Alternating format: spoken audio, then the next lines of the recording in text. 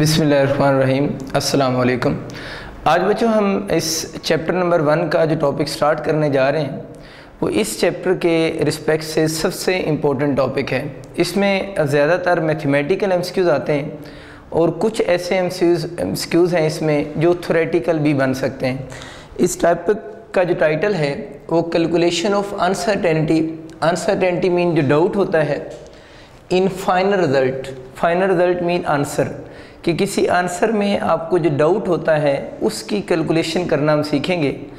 अब जो final answer है वो किस टाइप का हो सकता है वो बच्चों हम एडिशन और सब्ट्रैक्शन का भी सीखेंगे, मल्टीप्लिकेशन डिवीजन का भी सीखेंगे, उसमें पावर रूल भी हम पढ़ेंगे, एवरेज के प्रॉब्लम्स को भी देखेंगे और साथ में टाइमिंग एक्सपेरिमेंट को कैसे डील करते हैं वो भी हम इसमें स्टडी करेंगे। टॉपिक को स्टार्ट करने से पहले कुछ बेसिक टर्म्स आप एक दफ़ा फिर मैं आपको रिवाइज़ करवा देता हूँ।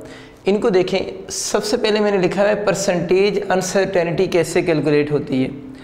किसी भी मेजरमेंट की परसेंटेज अनसर्टेनिटी कैलकुलेट करने के लिए आप लोगों ने उसके लीस्ट काउंट को मेजर्ड वैल्यू से डिवाइड करेंगे एंड मल्टीप्लाइड बाय 100% कर देंगे।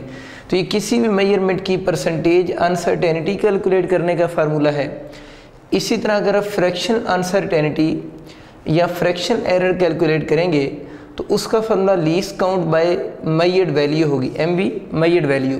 बस ये साथ में ये वाली चीज़ इसमें नहीं लिखी जाएगी। इसके एक आधा एमसीक्यूज करते हैं ताकि आपको आइडिया हो जाए। मैंने बच्चों आपके लिए बहुत बेसिक एमसीक्यूज लिखा है। If mass of an object is 5 ± 0.1 kg, ये एक आपको मेजरमेंट लिखी हुई है। अब डिफरेंट क्वेश्चन इसके आपसे पूछ सकता है। फर्स्ट क्वेश्चन आपसे पूछ सकता है कि इसकी फ्रैक्शनल अनसर्टेनिटी बताएं, यानी ये एमसीक्यूज आपका आ जाता है और इस एमसीक्यूज में आपसे फ्रैक्शनल अनसर्टेनिटी पूछता है। आप लोगों ने बच्चों याद रखना है कि ये जो प्लस माइनस के बाद चीज़ लिखी होती है इस चीज़ को हम लोग क्या बोलते हैं, लीस्ट काउंट भी कहते हैं। और लीस्ट काउंट के डिफरेंट नेम होते हैं। ये जो प्लस माइनस के बाद टर्म लिखी हुई है इसको हम लीस्ट काउंट कहते हैं और लीस्ट काउंट के डिफरेंट नेम होते हैं। लीस्ट काउंट को हम एब्सोल्यूट अनसर्टेनिटी भी कहते हैं और लीस्ट काउंट को हम लोग परसेंट भी कहते हैं। एक तो आपका एमसीक्यू ये आ सकता है कि लेट से ये आपको इक्वेशन गिवन है, मेजरमेंट गिवन है और आपसे पूछे इस मेजरमेंट में परसेंटेज अनसर्टेनिटी एब्सोल्यूट अनसर्टेनिटी बताएं। तो एब्सोल्यूट अनसर्टेनिटी सिंपल इसका जो लीस्ट काउंट होगा उसी लीस्ट काउंट को हम एब्सोल्यूट अनसर्टेनिटी कहेंगे। तो अगर ये मेजरमेंट गिवन है और आपसे एब्सोल्यूट अनसर्टेनिटी पूछता है तो दैट इज़ इक्वल टू होगी ± 0.1 kg।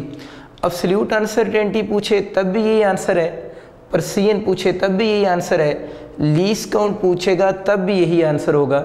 इसको एक और नाम भी हम देते हैं, इसको मैक्सिमम पॉसिबल एरर भी कहते हैं। तो अगर आपसे पूछते हैं इस मेजरमेंट में मैक्सिमम पॉसिबल एरर कितना है तो वो भी आप लोगों ने ± 0.1 kg ही चूज़ करना है।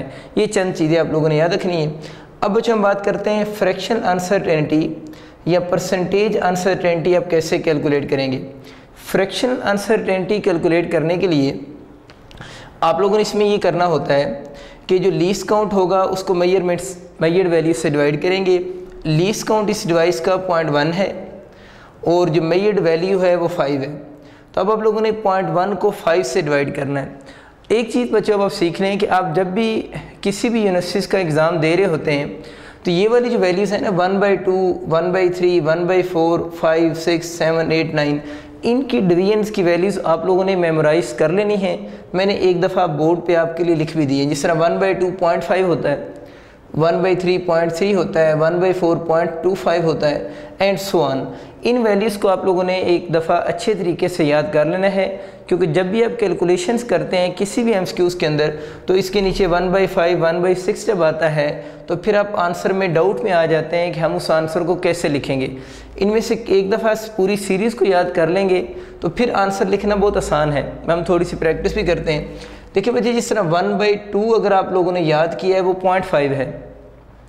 तो अब ज़रा देखिए अगर 2 के साथ 0 भी लग जाए तो आप कहते हैं 1/2 तो 0.5 ही रहेगा। इस 0 को आप लोगों ने यहाँ पर लगा देना है तो ये क्या हो जाएगा 1/20 अगर आ जाएगा तो 0.05 हो जाएगा। तो जस्ट आप लोगों ने 1/2 याद रखना है।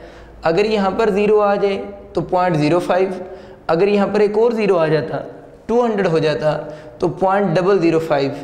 इसी तरह 1/3 जो है 0.33 है, और 1/30 हो जाता तो 0.033 हो जाना था। तो इस तरह आप इन सारे डाटा को यूज़ कर सकते हैं। इसके ऊपर अप्लाई करते हैं। 1/5 देखें किसके इक्वल है, 0.2 है, इसका भी अपना पॉइंट है, तो पॉइंट क्या हो जाएगा 0.2, आप लोगों के पास डाटा बन जाएगा। तो ये वो चीज़ कह रहा है कि फ्रैक्शन अनसर्टेनिटी यहाँ से निकालेंगे तो 0.02 हो जाएगी। इस तरह बच्चे अगर आपसे परसेंटेज अनसर्टेनिटी कैलकुलेट करने को कहता है तो उसका ये वाला फार्मूला है least count by measurement multiplied by 100%। तो इसका आंसर जो बनेगा, इसी चीज़ को आप 100% से जब मल्टीप्लाइड करोगे तो आंसर 2% हो जाएगा। तो इसका मतलब ये हुआ कि जब आपको इस तरह की कोई मेजरमेंट गिवन होगी तो 3 डिफरेंट एमसीक्यूज आपके आ सकते हैं। फ्रैक्शन अनसर्टेनिटी क्या आ जाए, परसेंटेज अनसर्टेनिटी क्या आ जाए, या एब्सोल्यूट अनसर्टेनिटी क्या आ जाए। तो इस तरह आप उनको अटेम्प्ट कर सकते हैं। अब हम स्टार्ट करते हैं कि एडिशन और सब्ट्रैक्शन में हम अनसर्टेनिटी फाइनल रिजल्ट में कैसे कैलकुलेट करेंगे। आप लोगों ने बच्चों बहुत सिंपल सी लाइन याद रखनी है कि in case of addition and in case of subtraction we add absolute uncertainty. Question addition का हो या क्वेश्चन सब्ट्रैक्शन का हो, आप लोगों ने ऐड कर देना होता है, एब्सोल्यूट अनसर्टेनिटी को ऐड करना है। और एब्सोल्यूट अनसर्टेनिटी क्या चीज़ है वो अभी हम सीख चुके हैं, वो लीस्ट काउंट को कहते हैं। और उसकी पहचान ये है, किसी भी इक्वेशन में या किसी भी मेजरमेंट में कोई प्लस माइनस के बाद जो चीज़ लिखी होती है वो एब्सोल्यूट अनसर्टेनिटी या लीस्ट काउंट होता है। तो अभी कह सकते हैं कि हम उस मेजरमेंट में एडिशन हो या सब्ट्रैक्शन में अगर आप फाइनल रिजल्ट के अंदर अनसर्टेनिटी कैलकुलेट करना चाह रहे हैं तो आप लोगों ने ऐड कर देना है एब्सोल्यूट अनसर्टेनिटी और लीस्ट काउंट को। तो ये बहुत अच्छा एमसीक्यूज भी है, आप लोगों ने याद रखना है कि in case of addition and subtraction अगर आपसे पूछता है आप क्या करते हैं तो हम ऑप्शन चूज़ करेंगे, हम ऐड करेंगे। किस चीज़ को ऐड करेंगे, एब्सोल्यूट अनसर्टेनिटी और लीस्ट काउंट को। इसका एमसीक्यूज एक छोटा सा समझते हैं। देखिए एक बॉडी है, उसकी मास 5 ± 0.1 kg है। 5 kg मास है, 0.1 kg उसमें एब्सोल्यूट अनसर्टेनिटी है। M2 जो है वो 3 ± 0.1 kg है। ये 2 डिफरेंट मेजरमेंट्स आपको गिवन है। अब 2 एमसीक्यूज आपके बन सकते हैं। पहला आपके एमसीक्यूज आ सकता है कि M1 + M2 कैलकुलेट करें, या आपका एमसीक्यूज आ सकता है M1 - M2 कैलकुलेट करें। देखिए अगर आपका ये एमसीक्यूज आ जाता है कि M1 + M2 कैलकुलेट करें तो आप इस M1 और M2 की वैल्यूज़ को तो ऐड करोगे तो सिंपल है, 5 + 3 कितना हो जाएगा 8 ±। अब अगर वो कहते हैं M1 - M2 करो तो आप लोगों ने M1 में से M2 को माइनस करना है, तो 5 - 3 = 2 हो जाएगा। अब इशू ये है कि बच्चे जो आप लोगों ने इसमें अनसर्टेनिटी के साथ क्या करना है, तो रूल ये है कि यहाँ पर प्लस का साइन हो या यहाँ पर माइनस का साइन हो। ये आप लोगों के पास जो एब्सोल्यूट अनसर्टेनिटी लिखी हुई है इसने ऑलवेज आपस में क्या होना है, ऐड अप ही होना है। इसका मतलब ये हुआ कि यहाँ प्लस का साइन हो तब भी इन्होंने ऐड होना है। 0.1 कितना हो जाएगा आप लोगों के पास 0.2 kg हो जाएगा।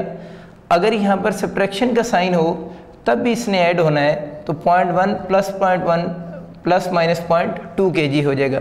तो बहुत सिंपल सा रूल कि एडिशन और सब्ट्रैक्शन के क्वेश्चन में आप लोगों ने जो एब्सोल्यूट अनसर्टेनिटी होगी उसको ऑलवेज क्या करना है, ऐड अप ही करना होता है। अब बच्चों हम बात करते हैं कि अगर वैल्यूज़ मल्टीप्लाइड और डिवाइड हो रही हों तो उस केस में आंसर में अनसर्टेनिटी कैसे कैलकुलेट होगी। उसका मैंने रूल ये लिखा है कि इसमें भी आप लोगों ने ऐड ही करना है, यानी वैल्यूज़ मल्टीप्लाइड हो रही हों या डिवाइड हो रही हों, इस केस में आप लोगों ने ऐड करना है। लेकिन किस चीज़ को ऐड करना है, परसेंटेज अनसर्टेनिटी को ऐड करना है। एडिशन और सब्ट्रैक्शन में हम ऐड करते थे एब्सोल्यूट अनसर्टेनिटी को, लेकिन मल्टीप्लिकेशन एंड डिवीजन में आप लोगों ने ऐड करना है किस चीज़ को, परसेंटेज अनसर्टेनिटी को। एक तो ये बात आप लोगों ने एमसीक्यूज़ के लिए याद रखनी है। अगर एमसीक्यूज़ आता है कि मल्टीप्लिकेशन और डिवीजन में हम लोग क्या करेंगे, तो उसमें आप लोगों ने ऐड किस चीज़ को करना है, परसेंटेज अनसर्टेनिटी को आप लोगों ने ऐड कर देना है। इसके कुछ एमसीक्यूज़ देखते हैं। सपोज करें बच्चे आपका एमसीक्यूज़ आ गया है कि एक बॉडी की मास में परसेंटेज अनसर्टेनिटी 2% है, उसकी स्पीड में अनसर्टेनिटी 3% है, और आपसे मोमेंटम में अनसर्टेनिटी पूछी गई है। मास स्पीड दोनों की अनसर्टेनिटी गिवन है और मोमेंटम में आपसे अनसर्टेनिटी पूछी गई है। हमें मोमेंटम का फार्मूला पता है, P = mv होता है। अब आप लोगों ने अनसर्टेनिटी इन P कैलकुलेट करनी है। रूल बचे ये है कि यहाँ पर m और v आपस में मल्टीप्लाइड हो रहे हैं। अगर m और v मल्टीप्लाइड हो रहे हैं तो हमें पता है मल्टीप्लिकेशन के केस में भी आप लोगों ने ऐड ही करना है, लेकिन उनकी किस चीज़ को ऐड करना है, परसेंटेज अनसर्टेनिटी को। तो हम बच्चे इसको यूँ लिखेंगे, मास की परसेंटेज अनसर्टेनिटी, m और v के दरमियान में क्या है, मल्टीप्लिकेशन। हम मल्टीप्लिकेशन की जगह पर प्लस का साइन लगाएंगे और फिर जो स्पीड है उसकी परसेंटेज अनसर्टेनिटी लिख देंगे। सिंपली मल्टीप्लिकेशन की जगह पर प्लस का साइन कब आएगा, जब उन दोनों फिज़िकल क्वांटिटीज़ की हमारे पास परसेंटेज अनसर्टेनिटी अवेलेबल होगी। तो हमारे पास दोनों चीज़ें हैं, मास की परसेंटेज अनसर्टेनिटी 2%, स्पीड की वैल्यू 3%। तो सिंपल मेथड से 2 + 3 5%। तो जो मोमेंटम है उसमें अनसर्टेनिटी जो आई है वो 5% होगी। अब जो कुछ यूनिवर्सिटी में क्वेश्चन इस तरह के आते हैं, उसने यूँ लिखा होता है कि मास में पॉजिटिव अनसर्टेनिटी है और सपोज कर लेते हैं कि जो वेलोसिटी है उसमें नेगेटिव अनसर्टेनिटी है, यानी उसने जो फिज़िकल क्वांटिटीज़ गिवन होती हैं उसमें प्लस माइनस के साइन लिखे होते हैं कि मास में +2% अनसर्टेनिटी है, सपोज कर लें वेलोसिटी में -3% अनसर्टेनिटी है। तो आप लोगों ने याद रखना है कि जो प्लस और माइनस होंगे, इस प्लस और माइनस से हमारे आंसर पे कोई फ़र्क नहीं पड़ेगा। तो आपका आंसर पहले भी 5% था, तो अब भी आंसर क्या होगा, 5% ही होगा। इन शॉर्ट आप लोगों ने इस प्लस और माइनस की जब वैल्यूज़ यहाँ पर पुट करनी है तो हमें वो प्लस और माइनस यहाँ पर शो करने की ज़रूरत नहीं है। हम यहाँ पर सारी वैल्यूज़ हमेशा पॉजिटिव ही पुट करेंगे। एक ये पॉइंट आप लोगों ने याद रखना है। एक और MCQ देखते हैं। वोल्टेज में परसेंटेज अनसर्टेनिटी 4% है, करंट में परसेंटेज अनसर्टेनिटी 3% है, और आर मीन रेजिस्टेंस में आपसे परसेंटेज अनसर्टेनिटी पूछ रहा है। रेजिस्टेंस का बच्चों सबको फार्मूला याद है, वोल्टेज ओवर करंट होता है, V = IR होता है, उसी से बनाया हुआ है। V = IR जो बेसिक ओम लॉ है, यहाँ से R को अलग कर लें तो V/I हो जाएगा। अब आप लोगों ने अनसर्टेनिटी बतानी R में। देखिए इसके अंदर V और I आपस में डिवाइड हो रहे हैं, और हमारा रूल ये कहता है कि मल्टीप्लिकेशन हो या डिवीजन हो, आप लोगों ने एडिशन में उनको कन्वर्ट कर देना है अगर उनकी आपके पास परसेंटेज अनसर्टेनिटी अवेलेबल होंगी। तो देख लें, आप लोगों ने R में अगर परसेंटेज अनसर्टेनिटी बतानी है तो वोल्टेज की परसेंटेज अनसर्टेनिटी, इस डिवीजन की जगह पर आप लोगों ने प्लस का साइन लगा दिया है। तो अब आपको बात क्लियर होगी, मल्टीप्लिकेशन की जगह पर भी प्लस हम लगाते हैं और यहाँ पर डिवीजन की जगह पर भी आप लोगों ने प्लस का साइन लगा दिया, और साथ में करंट की परसेंटेज अनसर्टेनिटी आ जाएगी। तो कुछ बच्चे इसको जब ऊपर लेकर जाते हैं तो समझते हैं शायद करंट के ऊपर -1 लिखना है। ये -1 नहीं लिखना, ये बाय रूल ऊपर जाकर शिफ्ट हो गया है, और इसके साथ आप लोगों ने पावर में कोई +-1 नहीं लिखने। तो प्लस करंट में अनसर्टेनिटी हो जाएगी। अब वैल्यूज पुट करते हैं। वोल्टेज में देखें 4%, प्लस करंट में 3%, सिंपल मेथड 4 + 3 7%। तो इस केस के अंदर जो रेजिस्टेंस है उसके अंदर परसेंटेज अनसर्टेनिटी 7% होगी। इन सारे रूल में से बच्चे सबसे इंपॉर्टेंट रूल अभी हम डिस्कस करने के लिए जा रहे हैं, which is called power factor rule. Power factor rule क्या होता है, इसको एक एग्जांपल से समझते हैं, फिर हम इसकी वर्डिंग देखेंगे आप लोगों ने क्या लिखी हुई है। बहुत फेमस MCQs मैंने आप लोगों के लिए बोर्ड पे लिखा है। एक बॉडी है, उसकी मास में परसेंटेज अनसर्टेनिटी 2% है, स्पीड में अनसर्टेनिटी 3% है, और आपसे अनसर्टेनिटी उसकी काइनेटिक एनर्जी में पूछी हुई है। ये उसका क्वेश्चन है। काइनेटिक एनर्जी का बच्चे आप सबको फार्मूला याद है, 12mv² होता है। देखिए हम uncertainty in kinetic energy calculate करना चाह रहे हैं। अनसर्टेनिटी या डाउट जो होता है वो किसके अंदर होगा, वो तो वेरिएबल्स के अंदर होता है, लेकिन इस फार्मूले में जो 1/2 लिखा हुआ है, ये 1/2 तो इस फार्मूले में कांस्टेंट है, यानी इस फार्मूला में ये जो 1/2 लिखा हुआ है, ये 1/2 तो इस फार्मूला में कांस्टेंट है। हमने डाउट कैलकुलेट करना है या एरर कैलकुलेट करना है, तो कांस्टेंट के अंदर कोई एरर नहीं होता। तो जब भी आप कोई ऐसी प्रॉब्लम देखें किसी भी फार्मूला में, जब आप लोगों ने अनसर्टेनिटी कैलकुलेट करनी हो, उस फार्मूले में जो कांस्टेंट लिखे होंगे उनको आप लोगों ने वहाँ से रिमूव कर देना है। उस कांस्टेंट का एरर की कैलकुलेशन में कोई रोल नहीं होगा। इन शॉर्ट आप लोगों ने वहाँ से उसको रिमूव कर देना है। यूँ समझ लें कि ये रिमूव हो गया। अब बच्चे बच गया बाकी mv²। अब मुझे बताएं कि m और v आपस में क्या हो रहे हैं, मल्टीप्लाई हो रहे हैं। मल्टीप्लाई का रूल अभी आप लोगों ने पढ़ा हुआ है। तो आप लोग क्या करेंगे, मास में परसेंटेज अनसर्टेनिटी प्लस, अब आगे आप लोगों का लिखा हुआ है v का स्केयर, इस v के स्केयर के ऊपर अब पावर फैक्टर रूल लगेगा। पावर फैक्टर रूल क्या मैंने किया है, ज़रा गौर करें, मैंने इस पावर को जिस वेरिएबल की पावर थी उसके शुरू में लेकर आ गया। देखें v के ऊपर स्केयर था ना, तो मैं उस पावर को उस वेरिएबल के स्टार्ट में लेकर आ गया हूँ और उस पावर को मैंने मल्टीप्लाई कर दिया है उसी वेरिएबल की परसेंटेज अनसर्टेनिटी से। तो रूल क्या है, अगर किसी वेरिएबल की कोई पावर हो, हम उस पावर को उस वेरिएबल के स्टार्ट में लेकर आते हैं और उस पावर को मल्टीप्लाई करते हैं उसकी परसेंटेज अनसर्टेनिटी से। तो देखते हैं पावर फैक्टर रूल क्या लिखा हुआ है, हम मल्टीप्लाई करेंगे किसी को percentage uncertainty by that power. तो देखें जो स्पीड की परसेंटेज अनसर्टेनिटी थी, आप लोगों ने उसको स्पीड की पावर से क्या किया है, मल्टीप्लाई कर दी है। इस रूल को बच्चों हम पावर फैक्टर रूल कहते हैं। सादा लफ्ज़ों में ये कहना चाह रहा हूँ कि पावर को उस वेरिएबल के शुरू में ले आएंगे और आगे उसकी परसेंटेज अनसर्टेनिटी के साथ उसको मल्टीप्लाई कर देंगे। ठीक हो गया, वैल्यूज पुट करते हैं। मास में बच्चों 2% है, ये 2 वो पावर वाला, और स्पीड में कितनी 3%, 3 2 क्या हो जाएंगे 6। अक्सर बच्चे अब इस 2 और 3 को ऐड कर देते हैं, वो क्योंकि उन्होंने रूल पढ़ा होता है कि मल्टीप्लिकेशन में हम एडिशन करते हैं। देखिए ये basically power factor rule different way से अप्लाई हो रहा है। तो पावर को परसेंटेज अनसर्टेनिटी के अंदर ऐड नहीं करना, पावर को तो आप लोगों ने क्या करना है, मल्टीप्लाई ही करना है परसेंटेज अनसर्टेनिटी के साथ। तो 3 × 2 6 और ये प्लस 2%, टोटल क्या हो जाएगी 8% परसेंटेज अनसर्टेनिटी आ जाएगी किसमें, काइनेटिक एनर्जी के अंदर। बहुत कॉमन एमसीक्यूज है ये। एक और बच्चे बहुत अच्छा एमसीक्यूज आपके लिए मैंने बोर्ड पे लिखा है, सिंपल पेंडुलम की जो लेंथ है उसमें अनसर्टेनिटी 1% है, उसके टाइम पीरियड में अनसर्टेनिटी 2% है, और वैल्यू ऑफ जी में अनसर्टेनिटी पूछ रहा है। पहले भी मैंने आपको बताया कि अगर इसके साथ सपोज करें मैं प्लस लिख दूँ, इसके साथ माइनस वगैरह लिख दूँ, तो इससे आंसर को कोई फ़र्क नहीं पड़ता। कुछ यूनिवर्सिटी में जब एमसीक्यूज आते हैं तो उन्होंने साथ में प्लस माइनस भी लिखे हुए होते हैं, जिस तरह मैंने आपको एम और वी के केस में बताया है। ये चीज़ आ जाए या किसी भी एमसीक्यूज में आ जाए तो हम उसको इग्नोर कर देंगे उस प्लस और माइनस को। ठीक हो गया। अब वैल्यू ऑफ जी में बतानी है तो सिंपल पेंडुलम जो होता है उसके टाइम पीरियड का फॉर्मूला 2π√L/g होता है।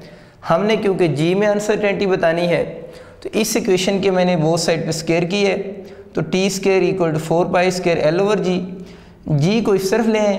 अब इसमें ज़रा देखें ना, ये 4π² कांस्टेंट आ गया है, और मैंने आपको बताया कि किसी भी फार्मूला में जो कांस्टेंट होगा उसको आप लोगों ने वहाँ से रिमूव कर देना है। तो क्या बन जाएगा t² L/g बच गया बाकी, क्योंकि 4π² कांस्टेंट है, इसको हम रिमूव कर देंगे। उसकी रीज़न बताइए कि कांस्टेंट का एरर या डाउट की कैलकुलेशन में कोई रोल नहीं होता। तो जी बचे इस तरफ आ जाएगा, t² उस साइड पे जाकर डिवाइड हो जाएगा, तो जी L/t² के इक्वल हो जाएगा। अब बच्चों अगर आप लोगों ने अनसर्टेनिटी इन जी कैलकुलेट करनी है तो अब आप लोगों के पास यहाँ पर भी L और t² डिवाइड हो रहे हैं। मैंने इस स्टेप को थोड़ा बेसिक करके लिखा है आप लोगों के लिए ताकि आप सही अंडरस्टैंड कर सकें। तो परसेंटेज अनसर्टेनिटी इन लेंथ, इस डिवीजन की जगह पर मैंने प्लस लगा दी है, वो रूल हमें पता है प्लस लगता है, और ये t² नीचे था ऊपर जाकर प्लस t² हो जाएगा। अगेन बच्चे वही बात कि t के साथ जो पावर है उसके साथ आप लोगों ने माइनस का साइन शो नहीं करना। तो L यानी percentage uncertainty in length plus t² के साथ आप लोगों ने परसेंटेज अनसर्टेनिटी लगा दी। अभी इसके ऊपर पावर फैक्टर रूल लगना बाकी है। ये तो लेंथ में ऐसे ही आ जाएगा, इसकी ये जो पावर है वो इसके स्टार्ट में आएगी। तो देखें 2 × टाइम पीरियड में अनसर्टेनिटी हो जाएगी। अब लेंथ में देखो बच्चे 1% है, टाइम पीरियड में 2% है, 2 × 2 4 + 1 कितना हो जाएगा 5%।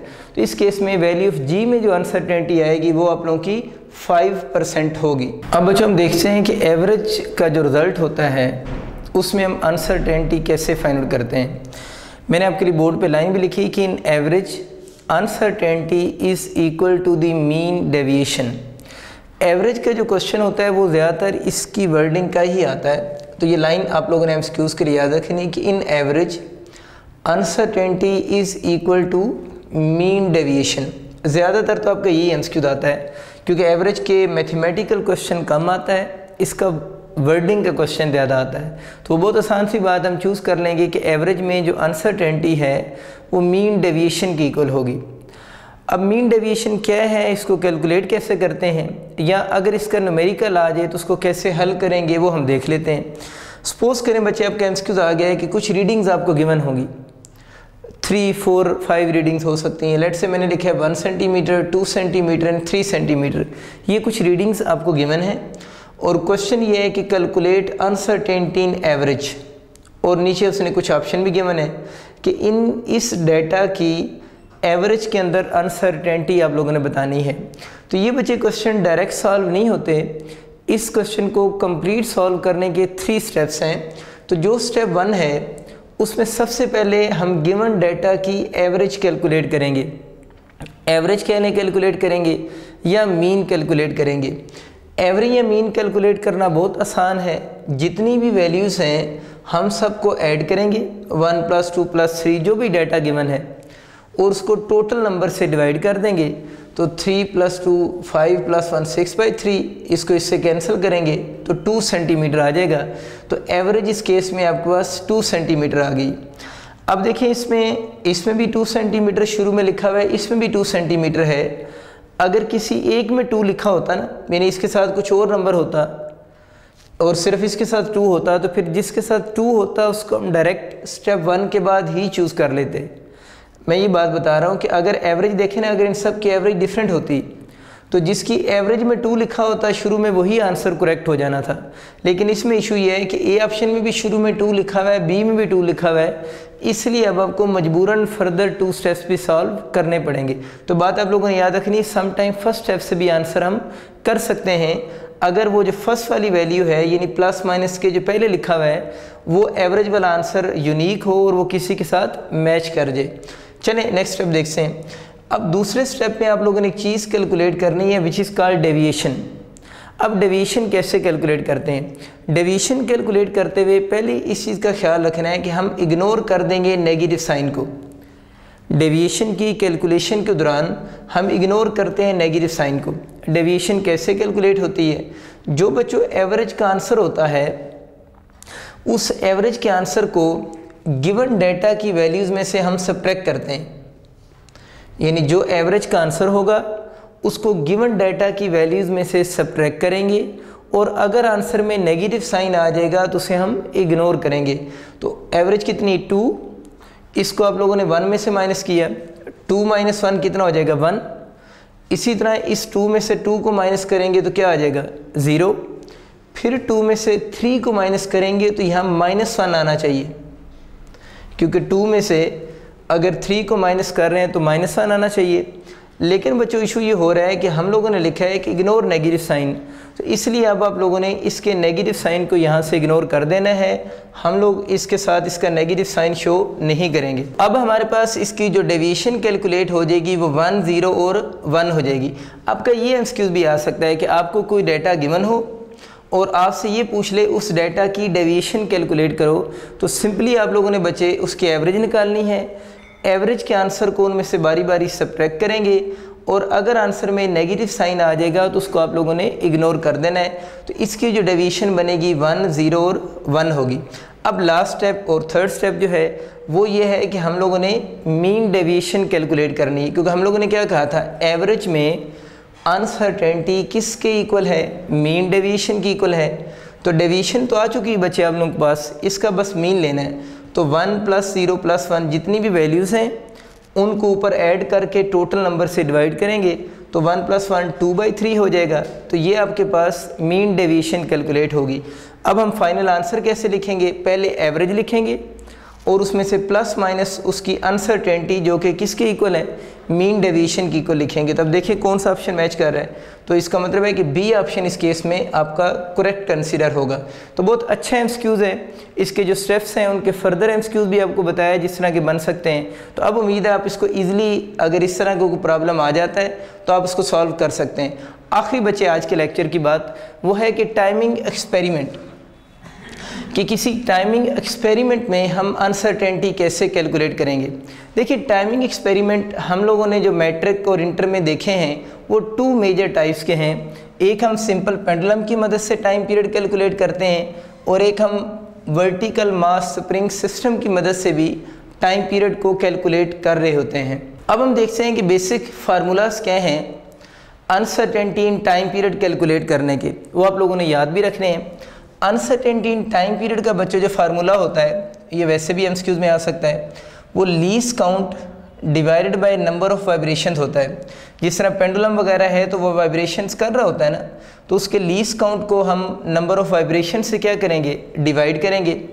अब टाइम पीरियड का क्या फार्मूला होता है, टाइम पीरियड कैलकुलेट करने का जो फार्मूला होता है total time of vibrations divided by n का मतलब होता है नंबर ऑफ वाइब्रेशंस को, यानी जो टोटल टाइम है उसको टोटल नंबर ऑफ वाइब्रेशन से डिवाइड करें तो हमारे पास उसका क्या बन जाता है, टाइम पीरियड बन जाएगा। तो ये 2 डिफरेंट बातें मैंने की हैं। अनसर्टेनिटी इन टाइम पीरियड का फार्मूला क्या है, लीस्ट काउंट को नंबर ऑफ वाइब्रेशन से डिवाइड करना है। और जस्ट टाइम पीरियड कैसे बनता है, जो टोटल टाइम ऑफ वाइब्रेशन होता है उसको नंबर ऑफ वाइब्रेशन से क्या करते हैं, डिवाइड कर देते हैं। एक एमसीक्यूज की मदद से इन फार्मूलाज को समझना सीखते हैं। मैंने बच्चों आपके लिए एमसीक्यूज लिखा है कि एक सिंपल पेंडुलम है, उसकी 10 वाइब्रेशंस का आप लोगों ने टाइम नोट किया है। n mean number of vibrations, इस सिंपल पेंडुलम की 10 वाइब्रेशंस का n वाइब्रेशंस हैं, आप लोगों ने टाइम नोट किया है और 10 वाइब्रेशन का जो टोटल टाइम बना है वो 20 सेकंड्स है। 10 vibrations total time 20 second note किया है। अच्छा, अब आप लोगों ने जो टाइम नोट किया है 20 सेकंड, वो किसकी मदद से किया होगा, किसी स्टॉप वॉच की मदद से।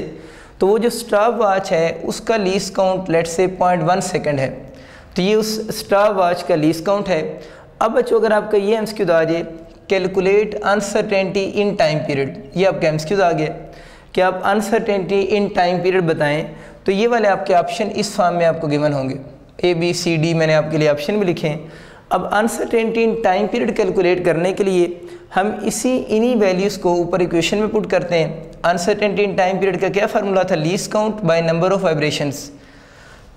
देखो बच्चों इस एमसीक्यूज में लीस्ट काउंट 0.1 है जो कि स्टॉप वॉच का है, नंबर ऑफ वाइब्रेशंस 10 है, तो 0.1 को जब 10 से डिवाइड करेंगे तो 0.01 सेकंड्स आपके पास अनसर्टेनिटी इन टाइम पीरियड आ जाएगी। लेकिन देखिए ऑप्शन में प्लस माइनस से पहले भी कुछ चीज़ लिखी हुई है, तो प्लस माइनस से जो पहले लिखा होता है वो टाइम पीरियड लिखा होता है और प्लस माइनस के बाद जो होती है वो उसके अंदर क्या होती है, अनसर्टेनिटी होती है। इसका मतलब ये हुआ कि ऑप्शन में टाइम पीरियड भी कैलकुलेट करना पड़ेगा। और टाइम पीरियड का फार्मूला आपको क्या बताया था, टोटल टाइम ऑफ वाइब्रेशंस को नंबर ऑफ वाइब्रेशन से डिवाइड करें, तो टोटल टाइम ऑफ वाइब्रेशन बचे कितने सेकंड है, 20, नंबर ऑफ वाइब्रेशंस 10, तो 20 को 10 से डिवाइड करेंगे तो 2 सेकंड्स। तो बहुत आसान हो गई है बात कि टाइम पीरियड 2 सेकंड है और इसके अंदर अनसर्टेनिटी 0.01 सेकंड है। अनसर्टेनिटी के साथ हम प्लस माइनस भी लगाएंगे तो 2 + -0.01 सेकंड्स आपका करेक्ट आंसर होगा। इसका एमसीक्यूज बच्चे थोड़ा सा चेंज होकर भी आ सकता है। सपोज करें आपका एमसीक्यूज ये आ गया है कि percentage uncertainty in time period बताएं, यानी यही क्वेश्चन अगर चेंज होकर आ जाता है और आपसे पूछता है percentage uncertainty in time period बताएं, तो उसको हम फार्मूला से कैलकुलेट करेंगे। फार्मूला देखिए उसका क्या है, US mean uncertainty in time period को हम डिवाइड करेंगे टाइम पीरियड से और मल्टीप्लाइड बाय 100% करेंगे। इंपॉर्टेंट फार्मूला है, आप लोगों ने एमसीक्यूज के लिए भी याद रखना है कि अनसर्टेनिटी इन टाइम पीरियड को टाइम पीरियड से डिवाइड करेंगे। तो देखिए अनसर्टेनिटी इन टाइम पीरियड कितनी आई है, 0.01, टाइम पीरियड अभी 2 सेकंड आप लोगों ने कैलकुलेट किया है, इसको मल्टीप्लाइड बाय 100% करेंगे। तो जब इसको आप सॉल्व करने लगेंगे तो इसका पॉइंट ख़त्म करने के लिए आपको नीचे 100 लगाना पड़ेगा, ये वाला 100 इस 100 से कैंसिल हो जाएगा, तो 1/2 जो बच रहा है वो 0.5 होता है और साथ में ये परसेंटेज आ जाएगी। तो अगर ये आपका ये एमसीक्यूज होता कि percentage uncertainty in time period बताएं, तो उस एमसीक्यूज का आंसर फिर बच्चों आप लोगों का 0.5% बनता। बहुत शुक्रिया आप सबका, अल्लाह हाफिज़।